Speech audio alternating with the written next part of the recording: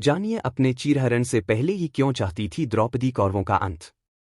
महाभारत दोस्तों पांचाली यानी द्रौपदी के चीरहरण के समय भीष्म पितामह, गुरु द्रोणाचार्य, कुलगुरु कृपाचार्य और विदुर जैसे विद्वान भी मौन रह गए थे, क्योंकि द्युत क्रीड़ा में पांडव कौरवों से बाजी हार गए थे। दोस्तों महाभारत में हुए द्रौपदी के अपमान और चीरहरण को युद्ध की एक महत्वपूर्ण घटना माना जाता है। पांडवों ने अपनी पत्नी द्रौपदी को द्रुयत क्रीड़ा में कौरवों के साथ दांव पर लगा दिया था। धर्मराज युधिष्ठिर जो पांडवों के सबसे बड़े भाई माने जाते हैं, वो इस खेल में द्रौपदी को कौरवों से हार गए थे।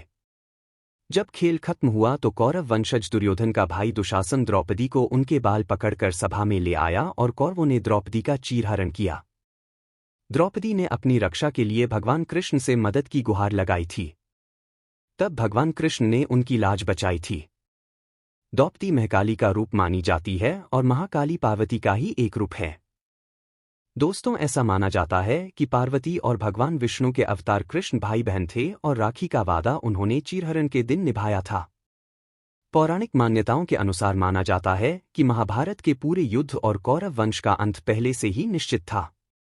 पांचाल के राजा ने अपनी पुत्री को बचपन से ही हस्तिनापुर के अंत के लिए तैयार करना शुरू कर दिया था। मान्यताओं के अनुसार गुरु द्रोण ने पांचाल के राजा का अपमान किया था और उसी अपमान का बदला लेने के लिए पांचाल अध्यापति ने पांचाली के मन में नफरत भरी। ऐसा माना जाता है कि द्रौपदी महाकाली का रूप थी। इसी के आधार पर माना जाता है कि अपने अपमान से पहले ही वो हस्तिनापुर का विनाश चाहती थी।